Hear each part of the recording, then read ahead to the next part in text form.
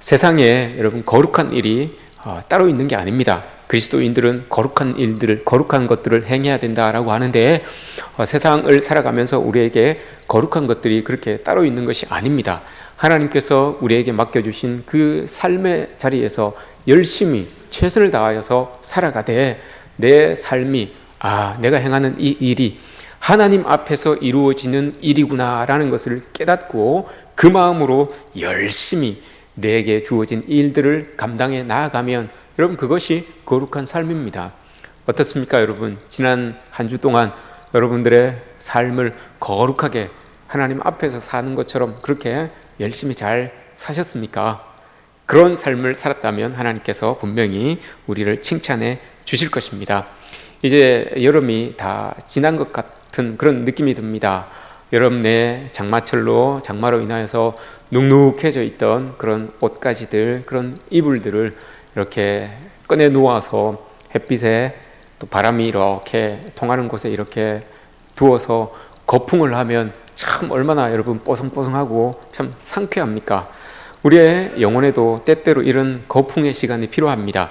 햇빛에 내놓고 바람에 말려서 우리의 영혼이 눅눅해지지 않도록 우리의 심령이 그렇게 여러분 눅적눅적해지지 않도록 그렇게 내어놓아야 될 그런 때가 종종 있습니다. 예배라고 하는 것이 이런 시간일 겁니다. 우리의 눅눅해져 있었던 그런 영혼들을 하나님 앞에 내어놓고 주님의 햇빛으로 바짝 말리게 하는 그런 시간이 우리 예배의 시간이 아닌가 싶습니다. 우리의 이 예배의 시간은 우리 영혼에 환기를 시키는 시간이고 또 젖어 있었던 우리 심령을 말리는 그런 시간이라는 것을 여러분 우리가 알고 이 예배로 나아갔으면 좋겠습니다. 시인 이때가 되면 시인 윤동주 시인의 시가 이렇게 생각이 나죠. 하늘을 우러러 한 점 부끄러움 없이 살기를 원했던 그 시인의 시를 이렇게 떠올릴 수가 있습니다. 그는 시만 그렇게 지어서 불렀던 것이 아니라 노래하였던 것이 아니라 그렇게 살려고 삶에서도 또 열심히 노력한 흔적들을 우리가 알 수가 있지요. 근데 세속의 잡다한 일들 가운데 묻혀서 사는 우리들에게는 그 시의 한 구절이 언감생심이겠지만 그래도 여러분 시인이 그렇게 고백한 하늘을 우러러 한 점 부끄러움 없이 살고 싶다라고 했던 그 시인이 지향했던 그것이 바로 그리스도인들이 이 땅을 살아가면서 지향해야 되는 그런 모습은 아닌가 싶습니다. 힘겨운 나날들이 여러분 우리에게 계속되고 있습니다. 그러다 보니까 우리의 양심도 또 우리의 감성도 또 신앙적인 교리도 희미해지는 것은 아닌지 여러분 돌아보게 됩니다. 내가 어디로 가야 되는지, 어디에서 왔는지, 또 뭐 어떤 일을 하면서 살아가야 되는지조차도 잊고 그냥 오늘도 바람이 많이 부는데 바람 따라 흔들리는 부평초처럼 그렇게 떠다니고 있는 그런 우리의 삶의 모습은 아닌지 우리가 한번 돌아보아야 될 것 같습니다. 이러한 때에, 시대가 어려운 때에 그리스도인들이 정신 바짝 차리지 않으면 마귀는 우는 사자같이 삼킬 자를 찾아서 귀신같이 여러분 찾아서 삼켜버립니다. 이러한 어려운 때에 그리스도인들이 정신 바짝 차리지 않으면 여러분 다 우리는 그 마귀에게 삼키어짐을 당할 수밖에 없는 그런 이 사람들이라는 것을 우리가 기억해야 됩니다. 이런 유혹들, 이런 마귀의 삼킴에 넘어지지 않기 위하여서 때때로 우리는 우리에게 필요한 것들이 있는데 그 필요한 것들 중에 하나가 여러분 우리의 심령을 강타하는 그런 말들, 이런 말들이 여러분 때때로 우리에게 필요합니다. 우리의 영혼을 아주 망치로 때리듯이 그렇게 한번 우리의 심령을 울리는 그런 이 말씀들이 우리에게 필요합니다. 우리의 심령을 울려주는 말씀, 우리의 그런 영혼을 때려주는 그런 말들, 우리의 마음을 진동시키는 그런 말들, 우리 양심을 후벼파는 그런 말들, 이런 말들이 여러분 우리에게 확 한 번쯤은 다가와야지만 우리가 느슨해 있었던 그 심령을 다시 한번 붙들고 다시 한번 신앙의 모습으로 이렇게 서갈 수가 있을 겁니다. 이런 나약함을 질타하는 그런 말들을 우리가 마주하고 서야지만 그래도 우리가 조금은 더 새로운 존재가 되어가는 그런 이 발걸음을 내디딜 수가 있을 것입니다. 이러한 일들을 감당했던 사람들이 성서에서 예언자들이었습니다. 성서에서 예언자들을 일컬어서 이 조헌정이라고 하는 작가는 영혼을 습격한 사람들이라고 이렇게 표현을 했습니다. 영혼을 습격한 사람들.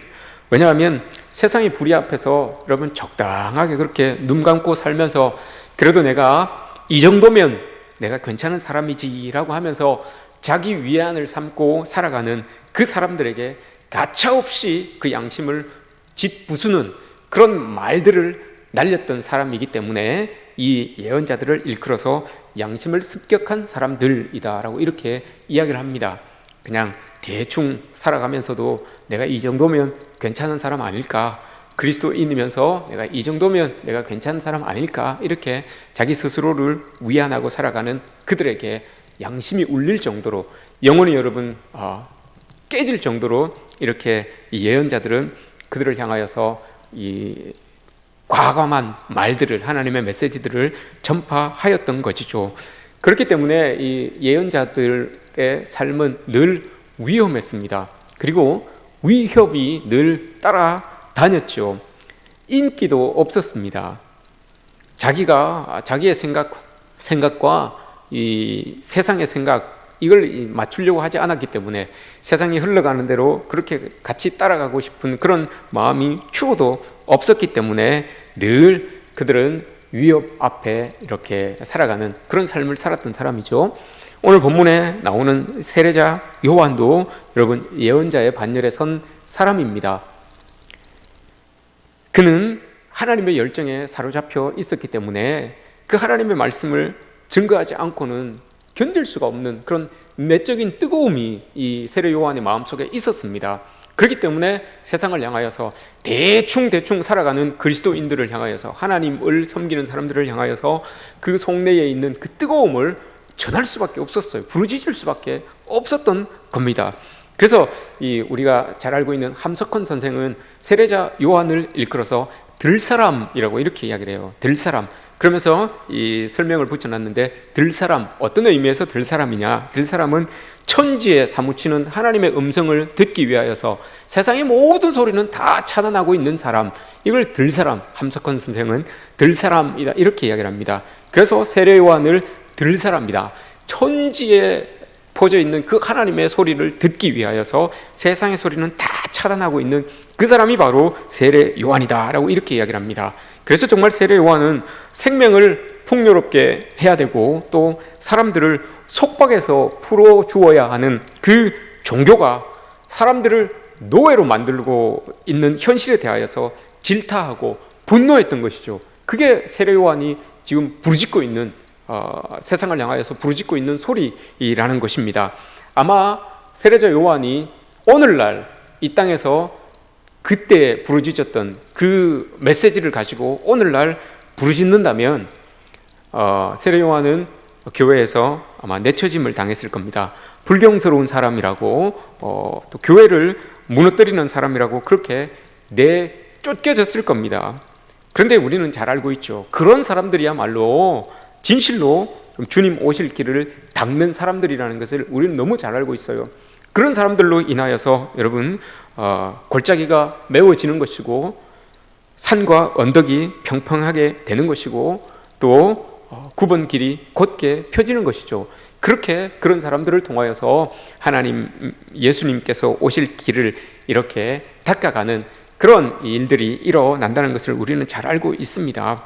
하나님의 영에 사로잡혀 있었기 때문에 어떤 세상의 유혹과도 타협하고 싶은 마음이 없고 자기의 유익에, 자기의 이익에 연연하지 않게 되는 것이고 또 진리 앞에서 자기를 던졌기 때문에 어떤 상황 속에서도 여러분 자유로울 수가 있는 그런 사람이 바로 세례자 요한이었어요.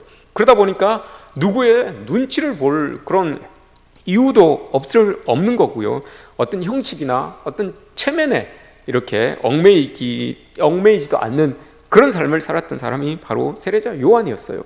그 마음에 천지에 울려지는 하나님의 음성이 여러분 들어있었기 때문에, 그 열정 때문에 여러분 그렇게 살아갈 수가 있었던 거죠. 그래서 여러분 그 세례 요한은 그 마음을 가지고 허위 의식에 사로잡혀 있었던 이 세상에 하나님을 믿는다고 하는 사람들, 올바로 살지 않지만 하나님을 믿는다고 하는 사람들을 향하여서 여러분 그 껍질을, 그 영혼을 타격하는 말들을 날렸어요.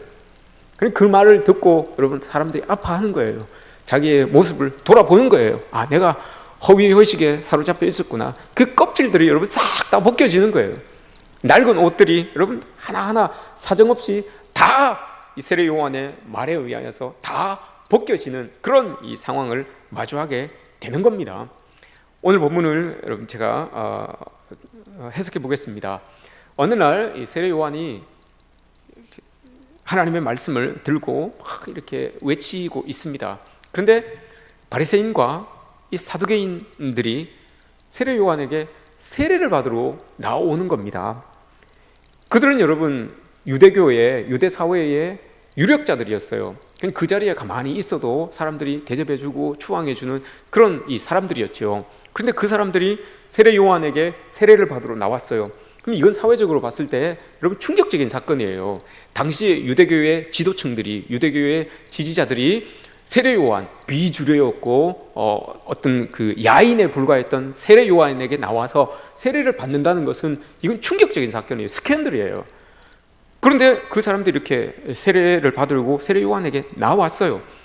요한은 그 사람들이 자기에게로 이렇게 나오는 것을 보고 여러분 그것을 자기의 일에 사용할 수도 있었어요. 왜냐하면 아직까지 세례 요한은 비주류였기 때문에, 또 야인이었기 때문에 자기의 입지를 굳히기 위하여서 이런 좋은 사람들이, 사회의 유력자들이 자기 주변에 붙으면 참 좋지요. 그래서 많은 사람들이 몰려올 때에 봐라, 내 주위에도, 우리 공동체 안에도 이렇게 유력자들이 많이 있다, 유력자들이 우리 지금 공동체 안에 있다 라고 이렇게 이야기하면서 자기의 그런 말에, 목청에 더 힘을 가할 수가 있었던 거죠. 그런데 요한은 여러분 그런 마음이 추호도 없어요. 그러고 싶은 마음이 없어요.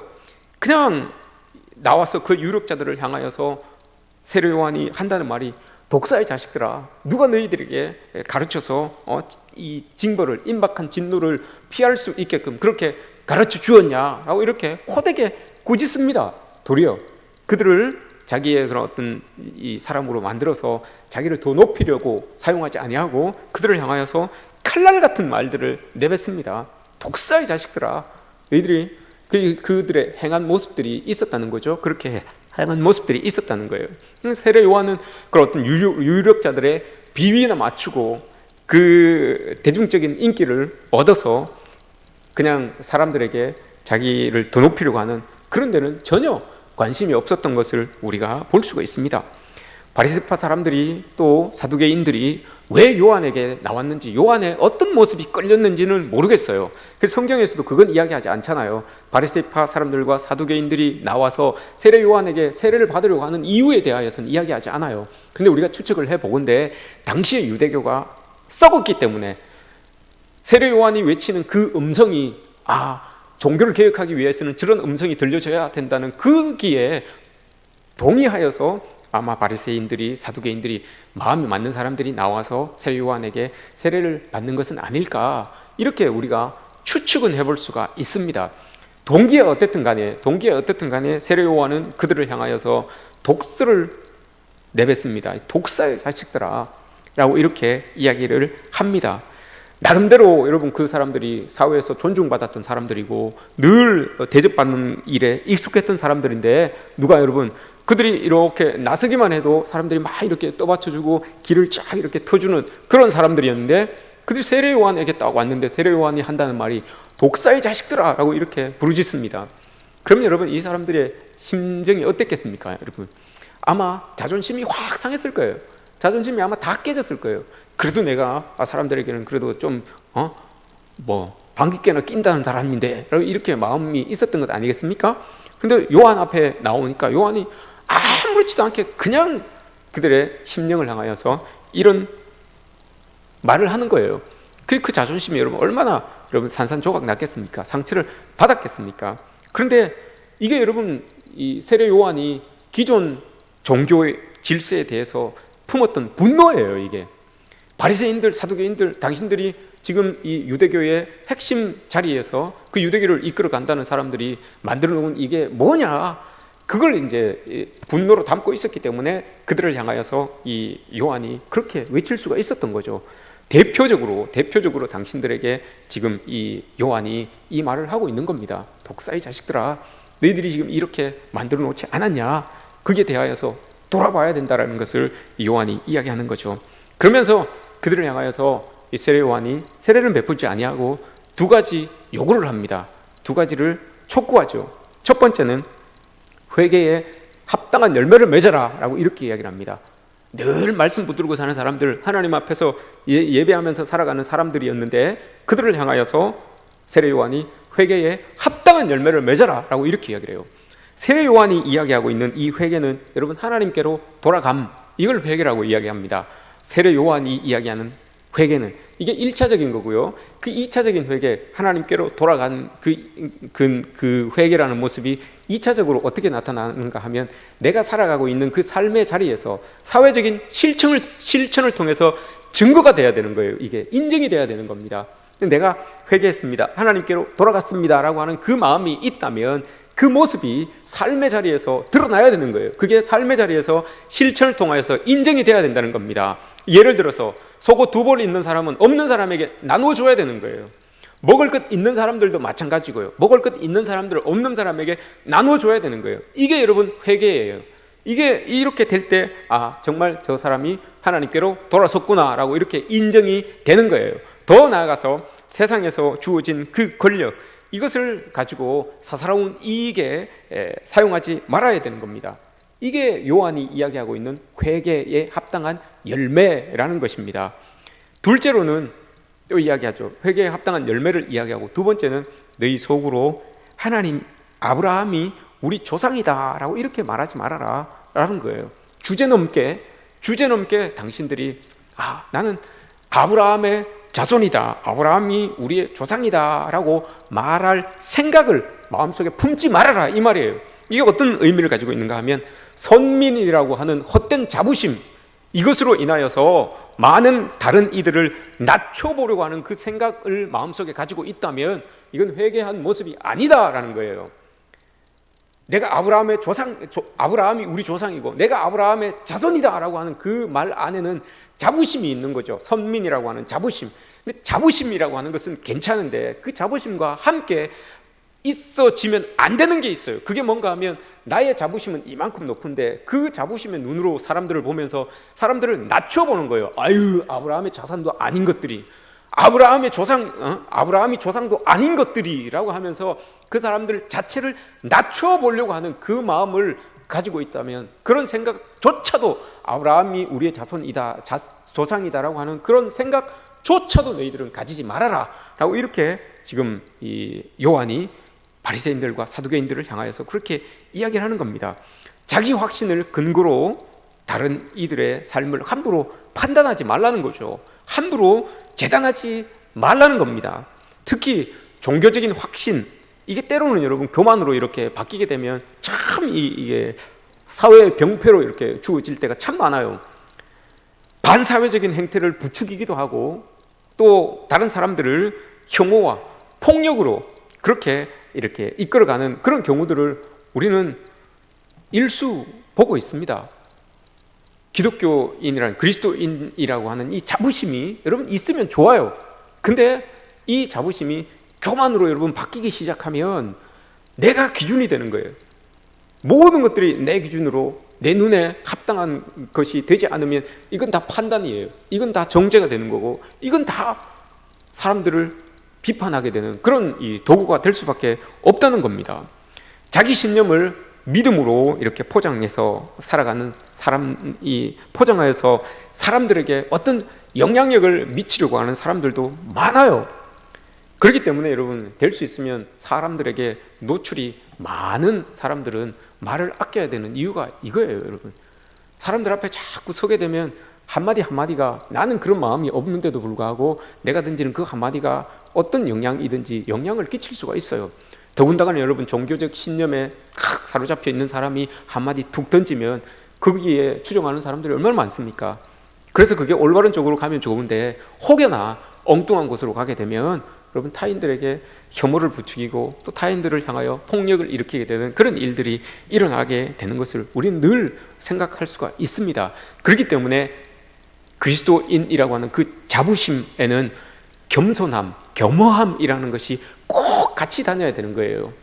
우리가 잘 알고 있는 농민운동가였죠. 그리고 애국자이기도 하였고 또 생명운동가이기도 했던 무위당 장일순 선생을 우리는 압니다. 그 사람이 서울대학교 국립서울대학교를 외국인 군인 장교가 총장이 되어서 우리 서울국립대학교를 설립합시다라고 했을 때 외국 사람이 왜 우리 국립서울대학교의 총장이 되냐 하고 그걸 반대했던 사람이 이 무위당 장일순 선생이죠. 이 사람의 호가 참 많아요. 호가 한 7, 8가지 되는데 그 중에서 제일 이렇게 즐겨 썼던 호가 일속자입니다. 일속자. 무위당이라는 것도 있지만 무위당, 어떤 위치도 없다는 거예요. 다 평등하다는 거죠. 무위당. 나는 똑같다 평등하다 이런 사람이고 무위당이라는 말도 썼는데 일속자라는 말도 썼어요. 근데 일속자라는 말은 이런 의미를 가지고 있어요. 좁쌀 한 알이라는 의미를 가지고 있어요. 참 호치고는 참 좁쌀스럽죠, 그죠? 호를 누가 여러분 참 좋은 이런 호도 참 많은데 좁쌀 한 알 장일순 선생 이러면 참 듣는 사람도 좀 그렇잖아요. 부르는 사람도 그렇고요. 선생을 부르는데 좁쌀 한 알 장일순 선생님 이렇게 부르면 좀 그렇잖아요. 안 그렇습니까, 여러분? 왜 이 장일순 선생이 그런 호를 가지고 있는가 하면 이렇게 고백을 해요. 나도 인간인지라 사람들이 나를 자꾸 적당하게 그냥 칭찬해주면 좋은데 작은 일인데도 자꾸 나를 이렇게 칭찬해주면 정도 이상으로 나를 자꾸 칭찬해주고 높여주면 나도 인간인지라 어깨가 으쓱해지지 않겠냐. 그럴 때마다 내가 좁쌀 한 알이구나 라는 것을 깨닫고 자만하지 않기 위하여서 교만해지지 않기 위하여서 자기가 일속자라고 하는 그 호를 사용했다라고 이렇게 이야기를 합니다. 종교적인 자부심, 그리스도인이라고 하는 자부심, 우리가 하나님을 믿는다, 하나님의 사람이다 라고 하는 자부심은 여러분 우리에게 꼭 있어야 됩니다. 내가 그리스도인, 하나님의 은혜를 입고 사는 사람이다 라고 하는 그 자부심은 여러분 우리에게 있어야 돼요. 그런데 그 자부심과 떼놓지 않고 같이 따라다녀야 되는 것이 겸손입니다. 겸허함입니다. 이게 여러분 없어지게 되면 혹여나 이 자부심이 자만과 교만으로 나타날 수가 있다는 것을 우리는 명심해야 되는 거죠. 그렇게 될 때 그리스도의 심정은 없어지게 되는 거예요. 그렇게 될 때 내 마음속에 예수 그리스도의 마음은 사라지게 되는 겁니다. 그러면 여러분 그리스도의 심정을 가지고 행하지 않은 일들에 대하여서 여러분 하나님께서 어떻게 그 사람들을 책망하는지 아십니까? 내가 하나님을 믿는 사람인데 내가 하나님을 믿는 사람으로서 이런 일도 하고 이런 일도 하고 이런 일도 했습니다 라고 이렇게 막 칭찬을 해요. 자기가 막 이렇게 이야기를 해요. 그랬더니 예수님께서 딱 꼬집습니다. 왜 꼬집는가 하면 그 행한 것이 여러분 그리스도의 심정이 없이 행했기 때문에 그런 거예요. 마태복음 7장에 그 내용이 있죠. 그날에 많은 사람이 나에게 말하기를 주님 우리가 주님의 이름으로 예언을 했습니다. 주님의 이름으로 귀신을 쫓아냈고요. 주님의 이름으로 기적을 행했습니다 라고 이렇게 이야기를 딱 했어요. 그랬더니 예수님께서 뭐라고 이렇게 이야기를 하는가 하면 그때 내가 그들에게 분명히 말할 것이다. 나는 너희를 도무지 알지 못한다. 불법을 행하는 자들아 내게서 물러가라 라고 이렇게 이야기를 해요. 이게 왜 그렇습니까 여러분? 예언을 행하고 귀신을 쫓아내고 기적을 행하는 일, 이게 여러분 예수의 제자된 표적이 아니라는 거예요. 예수의 제자된 표가 아니라는 거예요. 왜 그렇겠습니까 여러분?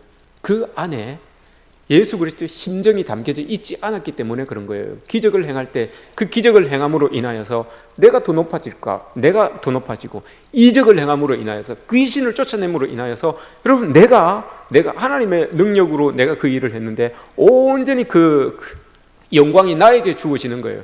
그래서 여러분 예수님께서 말씀하시는 거예요. 내가 너희들을 도무지 알지 못하고 너희들이 행한 그 일, 하나님의 이름으로 한다고 했던 그 일, 예언을 하고 귀신을 쫓아내고 기적을 행했던 그 일은 다 불법을 행한 것이다 라고 이렇게 이야기를 해요.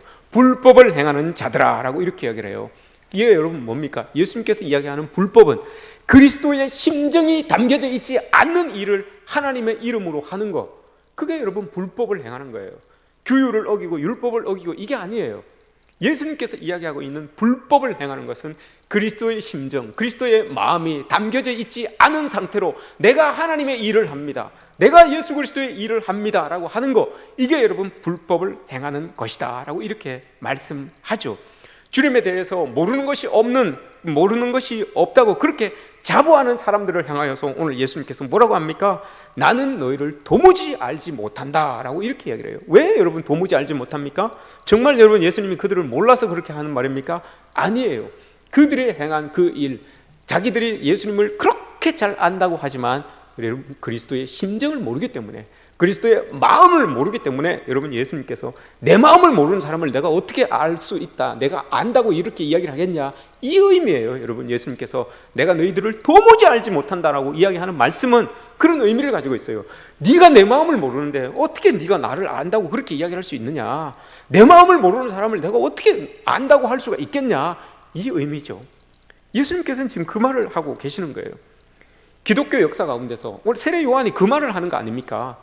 일을 한다고 하는데, 하나님의 일을 한다고 하는데 그리스도의 심정은 없어요. 하나님의 심정은 없이 그냥 드러나는 일들만 행하고 있는 바리새인들, 서기관들을 향하여서 독사의 자식들아라고 이렇게 이야기를 하는 거예요. 기독교 역사를 통해서 볼 때 세례자 요한과 가장 비슷하다라고 이렇게 추앙을 받고 있는 사람이 있어요. 그 사람이 4세기에 활동하였던 크리스톰이라고 이야기를 해요. 요한 크리소스톰이라고 이렇게 이야기를 합니다. 그가 4세기에 활동을 했는데 콘스탄티노플에서 활동을 했는데, 이 사람을 일컬어서 지난주가 이 사람이 돌아간 날이에요. 근데 이 성인들의 축일은 그 사람이 죽은 날을 축일이라고 하잖아요. 그러니까 지난 9월 13일이 이 크리소스톰이 죽은 날이에요. 축하하는 날이기도 하지만 죽은 날이에요. 그를 일컬어서 세기의 그런 설교자다라고 이렇게 이야기를 해요. 그래서 사람들이 그에게 붙여진 별명이 황금의 입이라고 이렇게 이야기를 합니다. 황금의 입. 그럼 한번 생각해 보십시오, 여러분. 기독교 역사 중에서 세례 요한과 가장 비슷한 사람이 크리소스톰이라고 이렇게 이야기를 합니다. 그 사람의 별명이 황금의 입이에요. 그럼 여러분 그 입에서 어떤 설교가 나가겠습니까? 세례 요한과 가장 비슷한 사람이라고 이렇게 이야기를 합니다. 그럼 어떤 설교가 나갔겠습니까? 당시에 여러분 데오도시우스 황제가 이렇게 정권을 가지고 있었죠. 근데 그 아내가 에우독시아라고 하는 이 아내였어요. 황후였어요. 그들을 늘 앉혀놓고 설교를 하잖아요. 그러면 황제가 여러분 예배를 드리고 있는데 그 고관 대작들이 다 따라서 예배를 드릴 거 아닙니까? 아내들 뭐 쭉 그냥 막 이렇게 금으로 치장한 그런 옷들을 입고 막 쭉 앉아서 이렇게 예배를 드리죠. 근데 이 황금의 입이라고 불렸던 이 크리소스톰은 그들을 향하여서 여러분 그냥 예수의 정신이 아닌 것은 말하지 않아요. 예수의 정신이 아닌, 예수의 심정이 담겨져 있지 않은 그런 설교는 하지 않아요. 그래서 정말 그는 적당히 그냥 진리를 말해서 넘어가는 그런 설교를 하지 않아요. 앉아있는 그들을 향하여서 여러분 세례 요한처럼 그렇게 이야기를 합니다. 예를 들어서 그가 이렇게 이야기를 합니다. 황제를 앉혀놓고 황후를 앉혀놓고 이렇게 설교합니다. 여러분들은 그 황제와 황후 그리고 고관 대작들을 이야기하는 거예요. 그들을 향하여서 설교하기를, 여러분들은 지금 하는 짓을 부끄러운 줄 알아야 됩니다. 그리스도께서 굶주림에 시달리고 계시는데 여러분은 그런 호사를 누리고 있습니까? 더 옳게 이야기하면 당신들이 하는 짓은 미친 짓입니다. 하나님의 형상으로 창조된 사람들이 추워서 얼어 죽고 있는데 당신들은 고작 한다는 것이 세간살이 따위에 욕심을 내고 금으로 된 거, 은으로 된 식기에 집착하고 있습니까? 은요강의 용변을 보려고 집착하고 있습니까? 화려한 옷을 입으려고 집착하고 있습니까? 하고 이렇게 크리소스톰이 그 황후들을 향하여서, 황후를 향하여서, 황제를 향하여서, 고관 대작들을 향하여서 그렇게 설교를 하는 겁니다. 전혀 그리스도의 심정이 여러분들에게는 없습니다. 이걸 이야기하는 거예요. 처음에는 여러분 에브독시아라고 하는 그 황후가 크리소스톰의 그 말을, 그 설교를 너무 좋아했어요. 야, 우리의 심령을 쪼개는 설교다라고 이렇게 좋아했어요. 그런데 모일 때마다 그렇게 설교를 하니까, 크리소스톰이 황후를 향하여서 그렇게 설교를 하니까 듣기 좋은 콧노래도 한두 번이라고 계속 그 이야기를 하니까, 당신은 오늘 금으로 된 옷을 입고 왔군요, 은으로 된 비녀를 하고 왔군요, 그런 설교를 하니까 그렇게 입고 있던 그 금과 은을 떼서 하나님의 형상으로 만들어진 우리의 그 사람들에게 나누어 줘야 되는 그런 마음은 못 느끼십니까? 한번 생각해 보십시오. 당신이 가지고 있는 그 금, 그 은, 당신이 가지고 있는 그 포도밭, 무화과밭, 기름과 돈, 그리고 권력, 그것을 가지고 무덤에 내려갈 수 있다고 생각하십니까? 이렇게 설교를 하니까 도저히 듣다 못 들은 거예요. 도저히 못 참은 거예요. 그래서 이 에브독시아라고 하는 이 황후가 황제에게 청을 넣습니다. 저 사람 유배 보냅시다 라고 해요. 그래서 유배 가요. 유배 여기 갔다 저기 갔다 하는 그 과정 중에 죽잖아요. 크리소스톰이 그렇게 죽어요. 유배지 여기 갔다가 또 옮겨지고, 거기 갔다가 또 옮겨지고, 그 옮겨지는 곳곳마다 이 하나님의 올바른 말을 전하니까 유배지에서도 사람이 모이는 거예요. 그러니까 자꾸 모이니까 그게 싫은 거예요. 그러니까 여기 있다가 저쪽으로 옮기고, 저기 있다가 또 저쪽으로 옮기고, 그런 와중에 이 크리소스톰이 죽습니다. 그렇게 죽었어요. 오늘 여러분 이 말씀의 주인공인 세례 요한도 마찬가지였죠. 크리소스톰이 여러분 그 황후와 황제들을, 고관 대작들을 향하여서 그렇게 하나님의 설교를 한 것은 여러분 그들을 비난하기 위해서가 아니잖아요. 그들의 영혼이 하나님께로 돌아와서 구원 얻게 하기 위한 그런 질책이었잖아요. 그런데 그 영혼을 위한 질책을 이들이 받아들이지 못했던 거죠. 회개의 기회를 자기들이 그냥 발로 차버린 겁니다. 오늘 본문의 세례 요한도 마찬가지입니다. 회개의 열매를 맺으라 라고 이렇게 이야기를 하면서, 그렇게 독사의 자식들이라고 이렇게 이야기를 하죠. 그러면서 뒤에 뭐라고 하는가 하면, 뒤에 오신 분은, 내 뒤에 오신 분은 성령과 불로 너희에게 세례를 베푸실 것이다. 그리고 알곡과 쭉정이를 구분하실 것이다 라고 이렇게 이야기를 합니다. 여기에서 여러분 우리가 알 수 있는 것은 회개에 합당한 열매, 그 회개를 이룰 수 있는 것은 우리 뜻대로 되는 게 아니에요. 하나님의 성령과 하나님의 불로 여러분 우리의 심령이 지져질 때, 회개가 될 때, 그렇게 여러분 입혀질 때 우리에게 회개가 일어날 수가 있는 거예요. 그걸 요한이 이야기하는 겁니다. 우리가 온전히 회개를 이루기 위해서는 하나님의 성령으로 거듭나야 되는 것이고, 성령의 불로 태워져야지만 온전히 우리가 하나님께 이야기할 수 있는 그런 회개자의 모습을 가질 수가 있다는 거죠. 그렇게 될 때 여러분 심령이 성령으로 가득 차고 우리의 심령이 그 성령의 불로 여러분 싹 태워질 때, 그때 그리스도의 심정이라고 하는 것, 그리스도의 마음이라고 하는 것이 우리의 속사람에게 딱 자리하게 되는 겁니다. 싹 다 불타서 세상의 마음이 없어지고 성령으로 싹 덮여졌을 때, 세상의 것이 다 덮여졌을 때, 그때 그리스도의 심정이라고 하는 것이 우리의 마음에 딱 자리하게 되는 거죠. 그렇게 될 때 온전한 그리스도의 사람으로서, 또 회개에 합당한 열매를 맺으면서 살아가는 사람으로서 살아갈 수가 있다는 거예요. 그러면서 크리소스톰이 사람들에게, 성도들이 이 회개에 이르는 5가지 방법이 있다라고 이렇게 이야기를 합니다. 첫 번째, 회개란 자신의 죄를 시인하는 것이다 라고 이렇게 이야기를 합니다. 왜냐하면 그 죄를 시인할 때 하나님의 그 은혜의 빛이 우리에게 탁 다가오는 것이고, 그 용서의 빛이 우리에게 쫙 비춰지게 된다라고 이렇게 이야기를 합니다. 그러면서 자기 죄를 시인하고 주님의 용서를 받아들여야 되는데, 성도들이 자기 죄를 시인하기 위하여서는 어떻게 해야 되느냐? 자기 양심을 고발자로 세우라는 거예요. 내 양심에 비춰봤을 때 이거 아니다 싶으면 회개하라는 거예요. 그렇게 돼야지만, 자기 양심을 고발자로 세워야지만 하나님의 심판대 앞에서 다른 사람을 여러분 고발자로 세우지 않게 된다라고 이렇게 이야기를 합니다.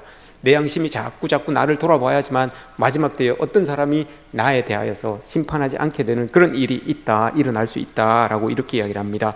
두 번째는, 회개라고 하는 것은 남들의 잘못을 잊어버리라 라는 겁니다. 이게 회개라고 합니다. 그 남들의 잘못을 앙금으로 악감정으로 딱 자리 잡고 그걸 자꾸 덜추는 것이 아니라 그걸 지은 죄를 용납하고 나에게 잘못한 것을 용납하고 받아들이려고 노력해야 된다라고 합니다. 그렇게 될 때 우리 이웃을 하나님과 연결시켜주는 그 일들을 우리 그리스도인들이 감당해낼 수 있다라고 이렇게 이야기를 합니다. 그리고 세 번째, 네 번째, 다섯 번째는 우리가 잘 알고 있는 거, 기도해야 되는 것이고 또 선을 행하면서 살아가야 되는 것이고 지속적으로 겸손한 마음을 가지기를 원해야 된다라고 이렇게 크리스토스톰이 이야기를 합니다. 여러분, 우리도 오늘 세례 요한이 이야기한 것처럼 크리스토스톰이 이야기한 것처럼 회개에 합당한 열매, 우리 삶의 자리에서 인정받을 수 있는, 확인받을 수 있는 그런 회개에 합당한 열매들이 우리에게 있어야 될 줄 믿습니다. 회개의 마음, 그리스도의 심정, 여러분 우리가 거기 안에 머물 때에 정말 우리 삶은 가을 하늘처럼 좀 더 쾌청해질 수 있을 겁니다. 좀 더 맑음을 향하여서 나아갈 수가 있을 것입니다. 우리 영혼의 여러분, 교만이라고 하는 그런 어두컴컴한 그런 검은 이 구름이 싹 그쳐지게 되는 것이고 사악함으로 눅눅해진 그런 우리의 영혼이 여러분 하나님의 빛을 맞아들일 수 있는 그런 계기가 될 수 있을 것입니다. 그렇게 될 때 여러분 우리가 비로소 예수 그리스도의 마음으로 이웃들을 대할 수 있을 것이고 그들을 바라볼 수 있게 되는 것 아니겠습니까? 들판의 곡식들이 여러분 익어가고 있습니다. 가을이 다 이제 깊어가고 또 추수 때가 가까워 오는데 여물지 않은 벼를 보는 것은 여러분 농부에게 있어서 슬픔입니다. 추수 때가 다가오는데 아직까지 여러분 그 열매가 여물지 않고 있으면 농부는 여러분 너무 슬픕니다. 그것을 봤을 때. 반면에 꽉 차 있는 그 벼의 나달들을 볼 때 여러분 얼마나 기쁘고 즐겁습니까? 나는 어떤지 오늘 우리 장로님께서도 기도해 주셨는데 입만 무성한 그런 무화과 나무로 살아가고 있지는 않는지 우리의 모습을 한번 돌아보았으면 좋겠습니다. 우리 교회는 그러한지 나는 그러한지 우리 한번 돌아보았으면 좋겠습니다. 특별히 여러분 한국 교회 또한 그러해야 됩니다. 이제는 여러분 세상의 모든 사람들이 여물지 않은 벼 같은 한국 교회를 다 알아버렸습니다. 이제는 한국 교회가 큰 소리 뻥뻥 치고 그랬는데 이제는 여러분 세상의 사람들이 다 알아요. 한국 교회가 여물지 않은 벼같이 추수 때가 다 돼가는데도 안이 텅텅 비어있는 벼 같다는 것을 세상 사람들이 다 알아요. 이런 사실들을 여러분 접할 때에 껍질이 정말 살을 에이는 것만 같은 그런 아픔이 있습니다. 하지만 껍질이 벗겨졌기 때문에 우리는 겸손할 수 있습니다. 다시 여러분 이 상황에서 다시 시작해야 되는 게 한국교회의 모습입니다. 지금이야말로 여러분 우리 한국교회가 회개에 알맞은 열매를 맺어야 되는 그럴 때입니다. 주님이 아직 우리를 버리지 않으셨기 때문에 희망은 있습니다. 그러하기에 눈물을 흘릴지라도 오늘도 내일도 여러분 우리는 씨를 뿌려야 됩니다. 그리고 여러분 슬픔의 땅에서도 기쁨을 수확할 수 있는 그런 우리가 될 수 있어야 되는 겁니다. 그리스도의 심정을 가지고 살아갈 때, 그렇게 살아갈 때 이런 모습들이 이루어지게 되는 거죠. 우리의 삶에 여러분 울면서라도 씨를 뿌리시기 바랍니다. 생명의 씨를, 평화의 씨를, 화합의 씨를 뿌려나가는 그런 우리들이 되어야 될 겁니다.